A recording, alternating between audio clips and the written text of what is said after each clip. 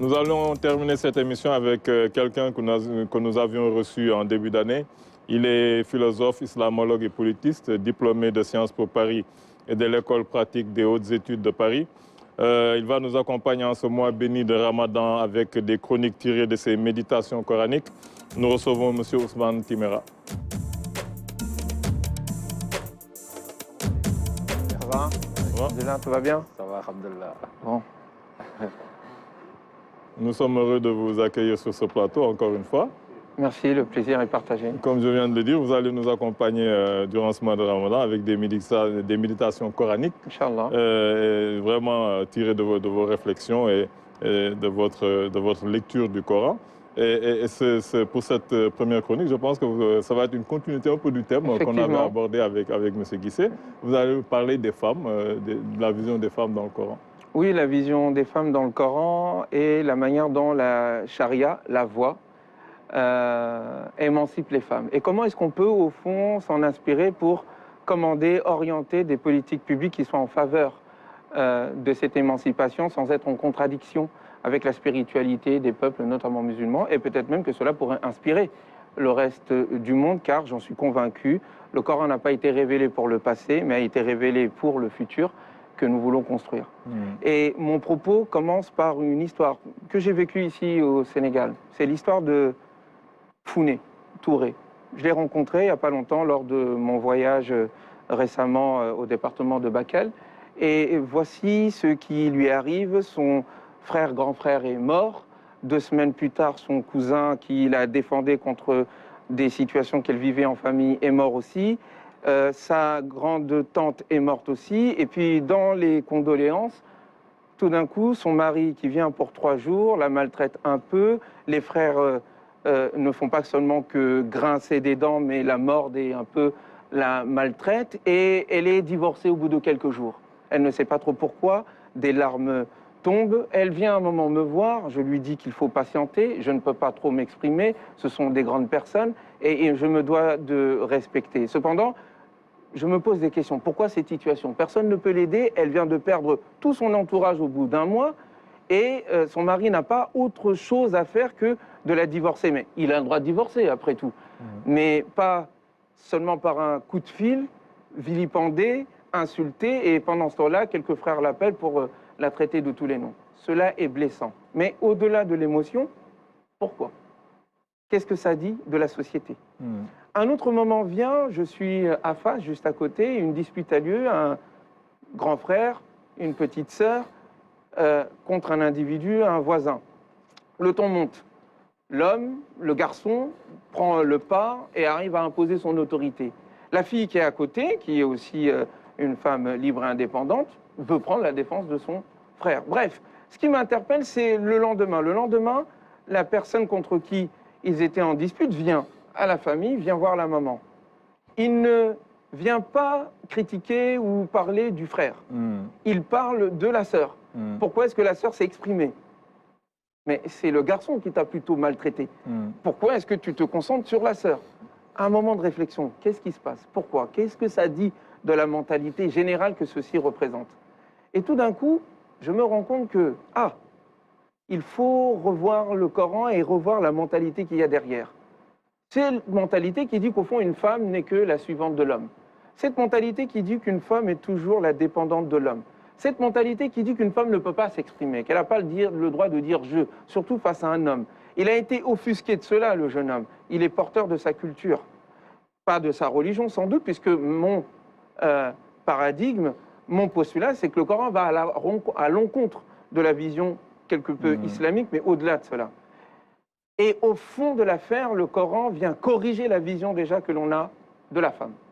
Premièrement, et deuxièmement, établit des règles qui vont dans un certain sens. Celui qui permet à la femme d'avoir les moyens de son émancipation. Il faut donc revenir au principe sur le plan théorique et ensuite aller aux règles, les comprendre et enfin voir de quelle manière est-ce que nous pouvons tirer des enseignements qui puissent peut-être commander des politiques publiques en faveur de cette émancipation. Je me souviens de quand j'étais petit. Une histoire nous est racontée. Je la trouve contradictoire avec le Coran, mais je la prends quand même. Je la mets dans un coin de la tête. La femme, Ève, est celle qui a trahi l'homme. Il y a un péché originel. Je l'avais lu quand j'étais un peu petit dans la Bible. Mais pas Et dans puis, le Coran. mais tout d'un coup, ce sont des musulmans qui me racontent ça. Ce sont des chouyours, mes chouyours, qui me racontent ça dans un coin ici, dans la mosquée. Et la femme aurait trahi l'homme et aurait fait en sorte qu'il mange du fruit interdit. Puis, quand nous lisons le Coran, j'étais adolescent, ici, à Bakel, à côté, je me rends compte, je dis, mais il y a une contradiction. Le Coran ne dit jamais ça. Le Coran vise plutôt Adam. C'est Adam, en fait, qui a désobéi. Et Ève l'a suivi. Mais il faut revenir à l'origine. Le Coran dit clairement que la femme n'est pas issue de l'homme. Ah bon? Je vais en choquer quelques-uns.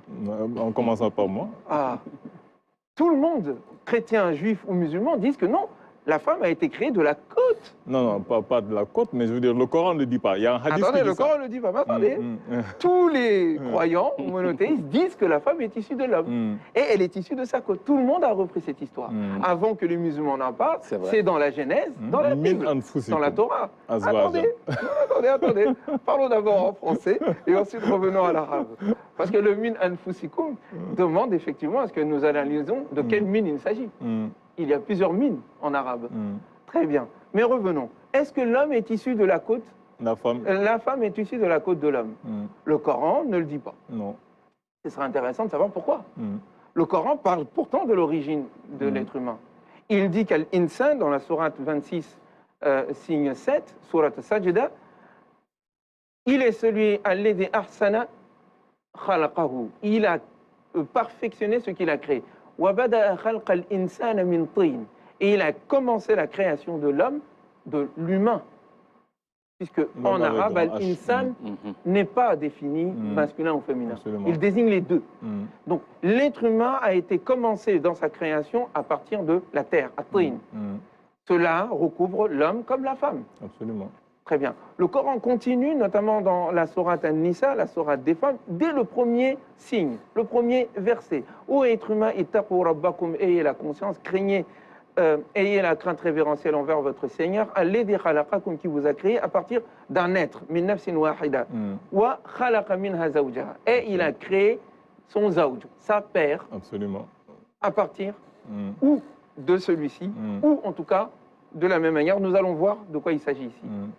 Donc, le Coran semble indiquer à plusieurs reprises, et ce n'est pas le seul passage, que l'homme comme la femme ont la même origine. Quelqu'un me dira, oui, mais là, regarde. Il dit min. Il dit de l'homme. La femme a été créée de l'homme. C'est pas ce qu'il dit. Il dit un nafs, un être a été créé. Cet être n'a pas de genre au départ. On ne sait pas encore. On va venir. Je vais y venir justement. Et cet être-là a eu sa paire. Ils sont pareils, ils sont semblables. Et de ces deux, Dieu a créé le reste de l'humanité. Le passage qui vient tout d'un coup venir éclairer cet autre passage, car le Coran est harmonieux, nous dit la chose suivante, dans la sourate 7, Al-A'raf. Et cette sourate nous dit la chose suivante, en signe au verset 189. Huwa alladhi, il est celui, khalaqakum min nafsin wahida, à partir d'un seul être. Wa ja'ala, et il a établi, minha, de cet être-là, on va pour l'instant prendre cette traduction, minha zawjaha, sa paire, son autre. Liyaskuna, pour que cet autre se repose, trouve la sérénité, ilayha, auprès d'elle. Falamma tarashaha, lorsqu'il la couvra, elle tomba enceinte et se sentit lourde un tout petit peu, jusqu'à ce que la lourdeur se fasse plus sentir. Et là, ils demandèrent à Dieu, s'il nous donne un être parfait, un être bon, ils seront reconnaissants. Il faut revenir au passage. Un passage que la plupart des savants musulmans, influencés par la culture et la vision ici judaïque et chrétienne sur la question de l'origine de la femme par rapport à l'homme, ont complètement zappé ce passage-là. Le passage dit qu'un être a été créé et une autre est venue après. Un autre est venu. Cet autre-là, il faut déterminer est-ce que c'est le masculin ou le féminin. Tout d'un coup, la pléthore de personnes dira c'est évidemment Adam, le premier. Ah oui, mais le problème, c'est que le deuxième qui est venu, c'est lui qui doit se reposer auprès du premier. Et c'est lui qui recouvre le premier, de sorte qu'elle tombe enceinte. Donc, le premier qui était présent et qui va être recouvert par le second est la femme. Car c'est l'homme qui recouvre la femme. C'est une manière poétique et symbolique d'indiquer le rapport sexuel ici. Ce qui sous-tend la chose suivante, non seulement l'homme et la femme ont la même origine, c'est-à-dire ils sont issus de la terre, que la femme a été créée de la terre, Absolument. directement, comme l'homme. Adam a été créé min turab, nous dit-il dans la sourate Al-Imran, comme Ève a été créée min turab, à partir de cette terre-là. Donc, et l'idée de dire ce que vous voulez dire, peut-être, c'est Adam est une femme. Non, ça veut dire que Adam est venu après Ève. Mais ils sont tous les deux issus, leur source est de la terre. Mais vous allez dire, mais pourquoi est-ce que le Coran dit quand même min à partir de? Et je vous ai dit, oui, mais il y a plusieurs mines en arabe. Il y a min les tabaïd, c'est-à-dire le min qui vient indiquer une partie d'eux. Il y a le min lil bayan, c'est-à-dire le min qui vient faire une exposition, en disant ils sont issus du même endroit, de la même origine. Et donc les uns sont solidaires des autres. Et le Coran indique cela. Hommes et femmes, bardoukoum min bard. Vous êtes les uns issus des autres, les uns, vous êtes ensemble. Imbriqués. Mais d'où vient cette vision alors? Eh bien, tout simplement que non seulement la femme, le min ici n'indique pas at-tabaïd, c'est-à-dire il est issu d'eux, mais tout simplement que l'homme et la femme ont la même origine. Le mot est tellement utilisé dans le Coran qu'il indique quand il parle du prophète sur lui la paix. Il dit il est celui qui a envoyé un prophète. Issu d'eux.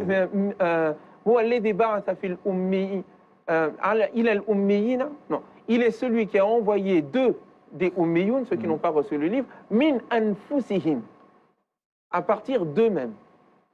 À partir d'eux-mêmes, on comprend tous que le prophète n'a pas été créé de la côte des Arabes. Absolument. C'est qu'il est issu d'eux. Comme c'est dans pas un djinn. min anfusikum. Min anfusikum, exactement. Vous m'avez aidé d'ailleurs à mieux me saisir du passage du Coran que j'avais un peu oublié.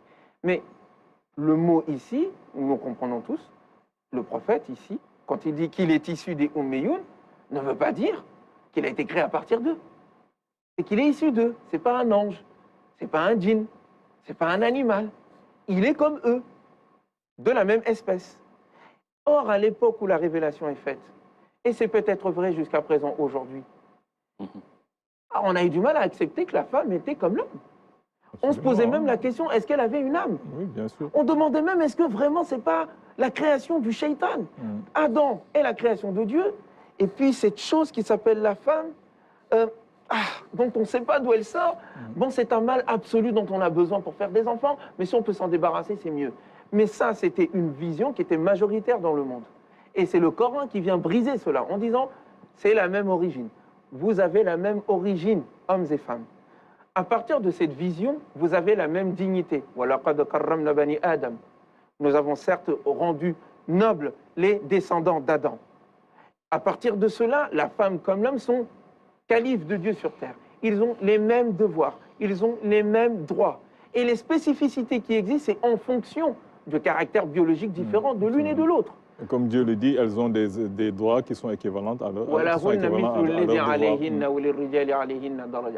Ça, c'est dans le cadre du divorce. On va y venir. Parce que certains vont me dire, oui, mais Ousmane, il y a quand même plusieurs passages du Coran quand même qui disent que la femme l'homme a autorité. Non, pas inférieur. L'homme a autorité sur la femme. Oh, mais eux, ils disent inférieur. Il faut aller dans leur sens. Ça, c'est votre gentille interprétation qui est la mienne aussi. Mais il faut rendre à César ce qui appartient à César. Je dis pourquoi pas. Peut-être que vous avez raison. Étudions un peu plus. Mais comme nous n'avons pas beaucoup de temps et qu'il faut aller à l'essentiel de ce que je veux indiquer, premièrement, le Coran dit clairement qu'il n'y a pas de péché originel, que c'est Adam qui a fauté et que Ève l'a suivi. Et que si Ève a péché, c'est le fait d'avoir été une suiveuse et de ne pas avoir été indépendante. Deuxièmement, s'ils ont la même origine, ça a des conséquences sur l'ensemble du droit. Et venons donc au droit. Quand nous voyons les orientations du Coran en matière de droit, en matière de règles, notamment quand il parle de la famille, nous remarquons que le mot hudud, limite, qui est souvent utilisé dans le droit pour indiquer le champ pénal, le champ des châtiments, n'est jamais utilisé dans le Coran pour parler de ce domaine. Le mot hudud est utilisé dans le Coran pour parler de la famille, du mariage, du divorce, de la situation de veuvage, de la situation de l'héritage ou de la situation des rapports entre hommes et femmes, notamment quand il en parle dans les passages qui concernent le jeûne du mois de Ramadan. Tilka hududullahi fala ta'taduha. Voici les limites de Dieu, ne les dépassez pas. C'est une réflexion que j'offre aux théologiens. C'est une réflexion que j'offre aux savants musulmans qui réfléchissent. Pourquoi est-ce que le Coran dit que tout ce qui concerne la famille est la limite qu'il veut protéger. Intéressant. Quand nous voyons le Coran dans son rapport qu'il établit entre hommes et femmes, dès le départ, nous voyons un transfert des biens. Et c'est là où je veux en venir, en matière de politique publique. Nous avons à chaque moment de la vie familiale d'une femme et d'un homme une situation où il est demandé à l'homme de donner à la femme. La dot, donner aux femmes que vous voulez épouser, c'est le passage qui vient avant, leur dot. Quand il est question de situation où elle doit allaiter un enfant, et pour le papa, il a la charge du bien-être de l'enfant et de la femme, en termes d'habillement et en termes d'habits. Quand il est question de divorce, il est demandé à ce que l'il muttaqin, un devoir envers ceux qui ont la foi, de donner une part ou une pension ou de l'argent comme en guise de jouissance pour la femme qui est divorcée. Quand il est question de la veuve, il est demandé aux héritiers et à la société de faire en sorte que la femme ne soit pas chassée du domicile, premièrement, pendant 1 an, et qu'elle ait jouissance d'une pension et d'un bien. Si nous mettons ensemble l'ensemble de ces règles coraniques, je ne fais que paraphraser les passages du Coran, on se rend compte que, tiens, étrange, pourquoi est-ce qu'il y a ce transfert qui se fait de l'homme vers la femme? Quelqu'un pourrait me dire, tout simplement parce que les femmes ne sont pas faites pour travailler. Et nous répondrons, mais non, mon ami, ne va pas trop vite d'automatisme. Le Coran est aussi celui qui dit que la femme a ses biens à elle. Elle n'a pas à les donner à l'homme. Elle n'a pas à participer, si elle ne le veut pas, aux dépenses de la maison. Mais parce que la femme en retour donne autre chose, qui n'est pas de l'ordre du pécunier, mais qui est tout aussi important que le pécunier, qui est celui de la vie d'une part, celui de la jouissance, de l'attrait, du sentiment, du symbolique et du qualitatif sur le plan humain que l'homme vient compenser par sa force physique et par les biens. C'est la raison pour laquelle, dans toutes les sociétés, c'est toujours à l'homme de donner quelque chose à la femme. Parce que ce que la femme offre en retour est sans commune mesure par rapport à ce qu'elle reçoit. Donc c'est une vision qu'il faut approfondir sur le plan anthropologique, sur le plan sociologique et sur le plan psychologique. Absolument. La femme apporte quelque chose même quand elle n'apporte pas d'argent. Et elle a le droit d'avoir ses biens. Et si ce sont les hommes qui, à un moment donné, ont dans la production des biens de façon générale dans les sociétés, surtout en situation où les femmes ne sont pas émancipées et elles sont sous domination, il y a nécessité de demander aux hommes, au nom de leur origine avec la femme commune, de faire en sorte de s'occuper du bien-être de leur femme, de faire en sorte que des biens aillent dans celui des femmes, et que la femme retrouve et sa propre autonomie. Et c'est l'une des choses, et je vais conclure là-dessus, qui m'avait étonné quand j'étais un peu plus jeune. Lorsque je méditais lors des émeutes de 2005 en France, ce passage du Coran de Surat An-Nisa. Je me dis, mais pour un livre religieux, et c'était ma réflexion au fin fond de ma chambre, c'est étrange que ce livre religieux parle autant d'argent. C'est bizarre. Et je me dis, intéressant. Il dit à chaque fois, il faut donner aux orphelins, il faut donner aux femmes, il faut libérer les esclaves, mais il parle d'argent. Comme si, au fond, l'émancipation des femmes et des faibles ne pouvait pas se faire juste pour rappeler que le verset le plus long du Coran, c'est un verset qui ne parle que de dette, que d'argent. De dette et d'argent et d'économie. Ce qui me fait dire que le Coran n'est pas juste un livre de religion, qui n'est pas juste un livre de philosophie, qui est un livre qui réunit les deux et les dépasse. Mais c'est un autre débat. Mais donc, qu'est-ce qu'il faut en tirer comme enseignement? Comment faire en sorte de féconder la législation à partir du Coran et de ces règles-là? C'est que nous voyons que la sagesse divine va dans le sens de la défense des femmes. Le droit de la famille ne peut se comprendre en islam si on ne prend pas en compte le droit des femmes. Il est impossible de comprendre les orientations du Coran si vous ne saisissez pas qu'il est en train de défendre la femme. C'est impossible. Dans la question du divorce, dans la question du mariage, dans la question de l'héritage. L'héritage est impossible à partager pour les hommes s'ils ne connaissent pas d'abord la part des sœurs. On ne peut pas diviser l'héritage si on ne connaît pas la part des femmes. C'est impossible. Donc, si je comprends cela, dans une société qui veut faire en sorte d'aller dans le progrès, dans le développement, et quand le Coran dit que l'homme et la femme sont des partenaires, Et que si ce partenariat est mal conçu et mal posé dans nos sociétés, cela indique une crise dans la famille, une crise sur le plan économique, une crise sur le plan philosophique, une crise tout court que nous vivons de plein fouet aujourd'hui. Et qu'il nous faut aussi bien au Sénégal, en Afrique qu'en Europe, revoir notre conception de la femme d'abord et de l'homme dans leur rapport et commander les politiques publiques qui vont dans ce sens-là, c'est-à-dire une part importante du produit intérieur brut d'un pays se doit d'être dédiée aux femmes, quelle que soit leur situation familiale.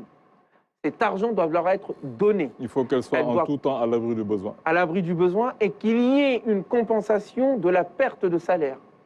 Car souvent, les femmes touchent moins que les hommes en termes de salaire. Alors que dans la société, elles produisent et donnent beaucoup plus. Beaucoup, beaucoup plus. Notamment dans le simple fait d'éduquer les enfants. Le fait que dans la vision capitaliste, nous ne pouvons prendre en charge ou prendre en considération les choses qui ne sont pas vendables et marchandées, font que des gens sont pleins de bienfaits et de participation dans la société, mais comme cela n'est pas marchandisable, on les met de côté. Nous devons prendre en considération ces aspects qualitatifs qu'offrent les femmes et qu'il leur soit en conséquence versé de l'argent qui, quand elles ne travaillent pas, font qu'elles peuvent continuer à contribuer à la société et quand elles travaillent, peuvent à un moment donné compenser l'inégalité qu'il y a entre les hommes et les femmes. Je pense que c'est un très beau plaidoyer pour les femmes ici de vos méditations. Très intéressant. À vous entendre, et si on vous suit bien, ce qui est contradictoire et peut-être paradoxal, c'est quand on entend peut-être les hommes ou les femmes même réclamer un certain nombre de droits, on a tendance à penser qu'elles visent les lois modernes de nos sociétés modernes, émancipées, éloignées peut-être du Coran, mais si on regarde bien, elles gagneraient à retourner vers le texte saint, vers le livre saint, pour réclamer des droits dont vous parlez. Oui. En fait, il y a effectivement les lois modernes ou occidentales, dans la plupart, vont dans le bon sens. Et ça demande à ce que nous poussions à ce que ça aille plus loin. Moi, quand je suis en France, je veux qu'il y ait égalité de salaire entre les hommes et les femmes. Et je me souviens que dans un débat politique, je posais la question, mais pourquoi est-ce qu'on ne fait pas voter des lois Bon. Mais il y a des raisons économiques qui font que le législateur ne veut pas aller dans ce sens-là. Mais on pourrait en parler. Mais il y a aussi un problème par rapport à la compréhension aussi des musulmans. Le droit musulman est en deçà des orientations du Coran. Et comme c'est ce droit que l'on met en avant quand on est théologien d'abord, et qu'il n'y a pas un esprit libre et un esprit créatif dans notre relation avec le Coran, qui fait qu'on peut renouveler le droit, non pas seulement musulman, mais le droit tout court, même général, absolument. Eh bien nous sommes dans cette sorte de sclérose où, entre un droit médiéval qui a été plutôt orienté de manière patriarcale, en contradiction avec les orientations du Coran, et les avantages de la modernité qui sont à améliorer, eh bien on se dit, bon ben, il n'y a pas le choix. Soit je suis une bonne musulmane et je me dois d'accepter des règles que l'on dit divines, mais qui quand même m'enferment et me mettent en situation d'infériorité, ou alors je m'émancipe de la religion carrément, et puis je vais épouser l'Occident avec les problématiques qui existent aussi. Des problématiques qui font que la femme est obligée de travailler comme l'homme. Alors qu'à côté de ça, elle continue à travailler à la maison. Absolument. Donc il faut régler ce problème-là. Moi, je suis pour le fait d'un dépassement général et de prendre le bien là où il se trouve. Il y a dans nos traditions et nos règles des choses qui sont positives. Il ne faut pas les rejeter. Il faut les prendre, mais les intégrer dans une vision cosmique et coranique qui remettent la femme au même niveau que l'homme sur le plan déjà du principe. Et commander des politiques publiques qui soient adaptées à la situation, bien sûr, du pays dans lequel nous nous trouvons, mais qui vont toujours dans le sens de la femme elle a le droit de ne pas être jetée comme une chaussette par son mari. Elle a le droit de pouvoir bénéficier de ses biens. Elle a le droit de ne pas se faire spolier lors de l'héritage. Ici, il y a beaucoup de problèmes d'héritage. J'ai eu assisté à certaines réunions d'héritage en ma qualité de théologien. Et je me suis rendu compte qu'à plusieurs reprises, ce sont les frères qui ne sont pas dans l'héritage, qui finissent par s'accaparer complètement tout l'argent et à rien laisser à la pauvre femme.